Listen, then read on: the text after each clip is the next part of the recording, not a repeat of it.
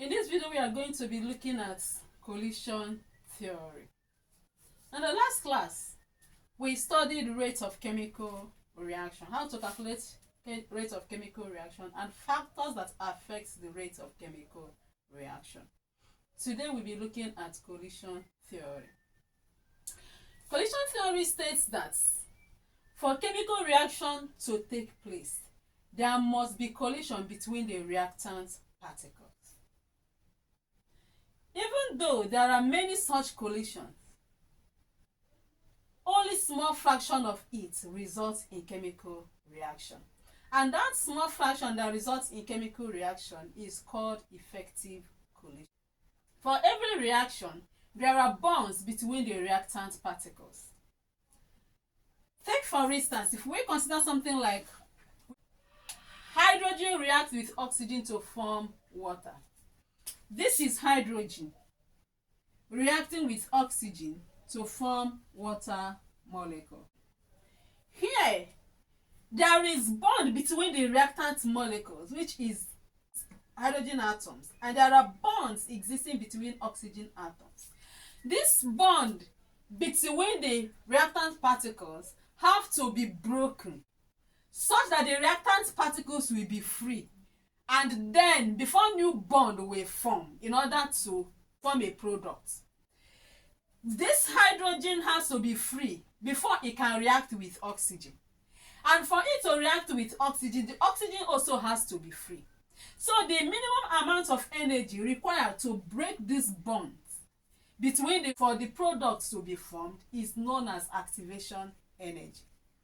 So if the energy of the collision is not up to that activation energy, it means that there is no reaction will take place. The energy of the collision must be equal or greater than the activation energy for reaction to happen. If it's less than the activation energy, then when the reactant particles hit each other, they will bounce back from one another. Therefore, no reaction will take place. But if the energy of the collision is equal to the if the energy of the collision is equal to the activation energy, then it means that an unstable state or a temporary state will be formed in which the reaction may take place. The reaction will take place but may reverse. A temporary state will be formed, which is known as activation complex.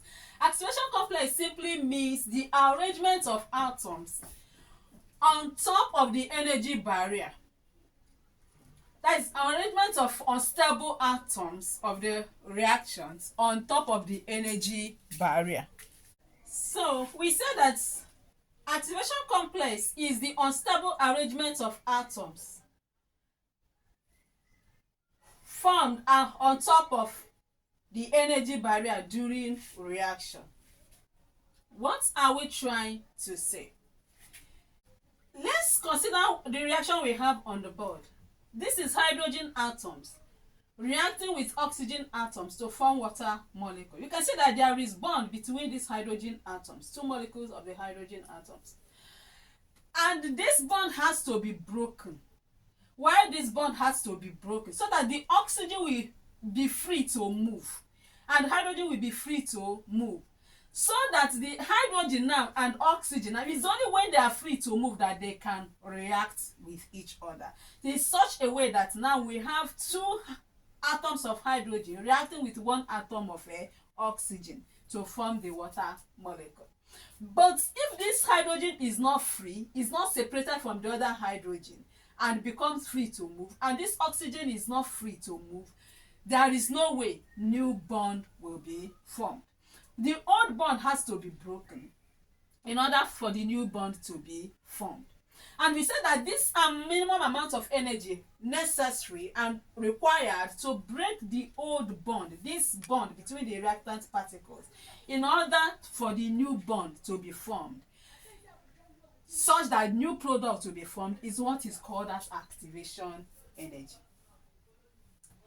So That is what collision theory is insisting on. So the effective collision are those collision that has that kind of minimum amount of energy that is required to break that bond. So the effective collision are those collision that comes with that amount of energy that can break the bond and let such that new bond will be formed. And remember we said that if that energy of the collision is less than what activation energy, no reaction will take place. It must be equal or above the activation energy. So we cannot say that the energy barrier that has to be overcome for chemical reaction to take place is that energy which is equal to the activation energy. That energy that is required to break the bond, the reactant bond, the bond between the reactants. In reaction, there is always application of energy in order to break this bond. And in some reactions, when this energy is applied and the bond gets broken, the reaction continues. But some requires more consistent application of the energy for the reaction to continue. In this case now, we have to talk about two main classes of reaction. We have endothermic and exothermic reaction. Endothermic and exothermic reaction. An endothermic reaction is the kind of reaction that absorbs heat from its surrounding, while exothermic reaction is the type of reaction that releases heat to its surrounding. In both of them, there is application of heat is required to start, for the reaction to start. But when the reaction starts in endothermic reaction, there is always need for consistent application of heat to keep the reaction going.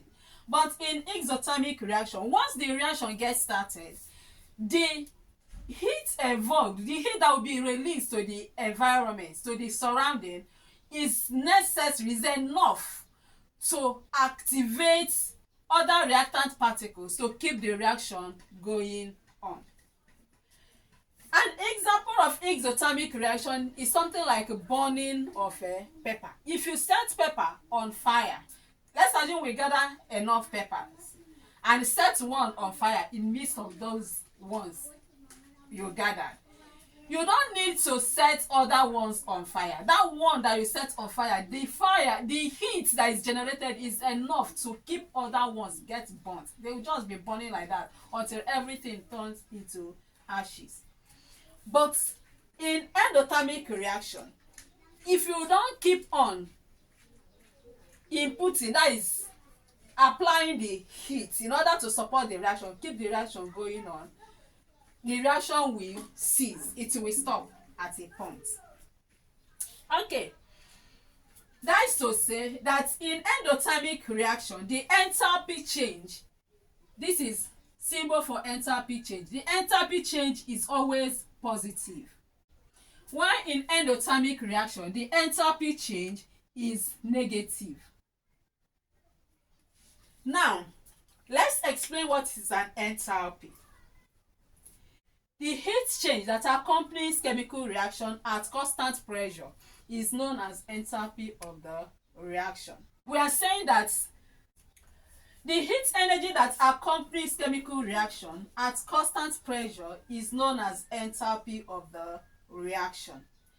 In other words, we are saying that the heat energy released or absorbed during chemical reaction at constant pressure is known as the enthalpy of that reaction.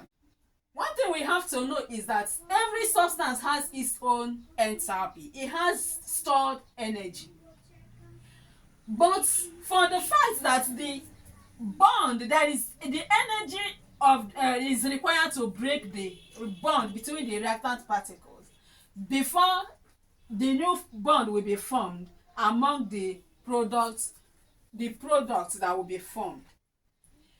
It means that this energy, particular energy of the each substance, has to be changed. The energy change between the product and the reactant is now what is known as the enthalpy change. So the change between the enthalpy of the product and that of the reactant is called the enthalpy change of the reaction.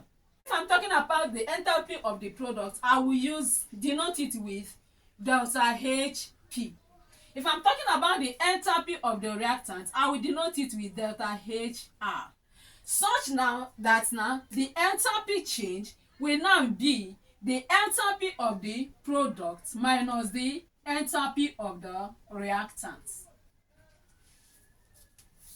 So if you calculate this and the change in enthalpy is negative, it means that your reaction is a exothermic reaction.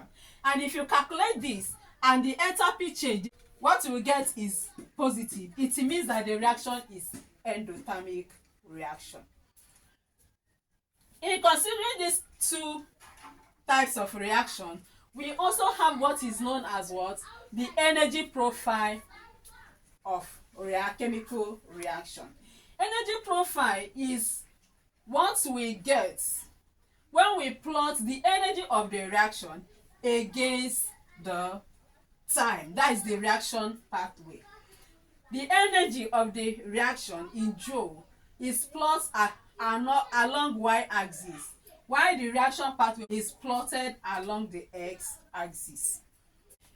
In considering the energy profile of chemical reaction, the energy of the reaction is plotted along the y-axis, while the reaction coordinates is along the x-axis.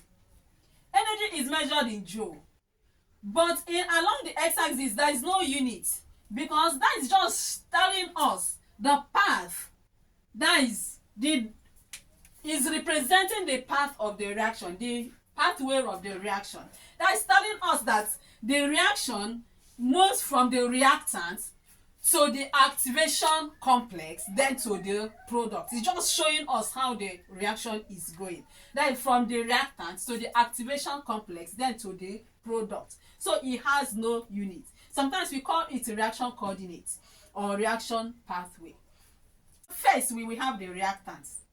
Then as the reaction is taking place, you are plotting the energy. You can see that energy from here is 0. Energy at this point is greater than 0, but energy at this point is greater than this. Now if we say the enthalpy of the product minus the enthalpy of the reactant, of course here we will get positive because the value here is higher than the value here. So it means that the enthalpy change will be equal to the heat of the product minus that of the reactant. That is the enthalpy of the product minus that of the reactant. And since that of the product, because the energy level is higher, you can see this is where the product, the reaction, stopped. This is the reading. So here minus here will give us what? Positive. But at this point, here is this place, the heat of the reactant is greater than heat of the product. So if we say the heat of the product here, the enthalpy of the product minus that of the reactant, of course we will get that the enthalpy change here will be equal to negative. Okay? So it means that this is an energy profile for exothermic reaction, while this is an energy profile for endothermic reaction. One may ask you, explain endothermic, differentiate between endothermic and exothermic reaction. I may even go ahead to ask you to draw an energy profile of any of the reaction. This is what you have to consider when you are drawing it. You know that in your y-axis, what you are plotting there is the energy of the reaction. Then along the x-axis is only the pathway of the reaction. It has no units. It's only telling you the path of the reaction.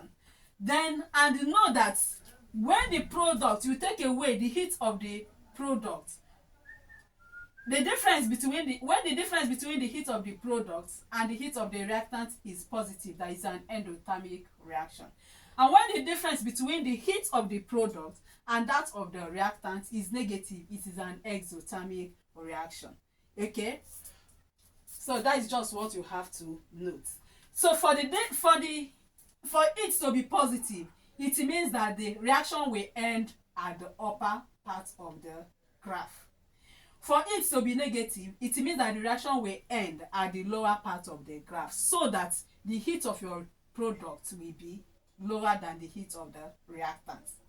And for it to be positive, it means that the heat of the product will be up, so that the heat of the product will be greater than the heat of the reactant. It means your reaction will end at the upper part of the graph. These are what you have to note. This enthalpy change we calculated here is simply this gap, the value of the energy change from here to here. That's just what we got. So if you are able to read the value of the energy between here and here, that will give you exactly what you will get here. Do you understand? So this is the activation energy of this reaction. Let's label it E1. And this is the activation energy of this reaction, right? Okay, you can see that this has greater activation energy than the exothermic reaction. Now, one thing you should know is that catalyst lowers the activation energy of a reaction. Had it been now we add catalyst to this reaction, this activation energy, it may lower it and bring it to this, such that the activation energy will now be this, right? We can see that catalyst has lowered the activation energy, thereby reducing it. So it will no longer take much time for the reaction to get to completion. So, and catalyst will just lower this activation energy like this. So this becomes the activation energy of this reaction. Okay, so the activation energy of the normal reaction is always greater than the activation energy of a catalyzed reaction. This is the position of activated complex, denoted here as E2. This upper part, that's where the position of the activated complex. Remember how we explained it. So with this, we have come to the end of this lesson. I will leave you with this assignment. State collision theory, define activation complex, distinguish between endothermic and exothermic reaction, and draw the energy profile of both endothermic and exothermic reaction. Do that and upload. See you in the next class. Thank you. Please, if you like this, click on the subscription button, click on the like button and then the bell, so that when next I upload new video, you will be notified to come and watch.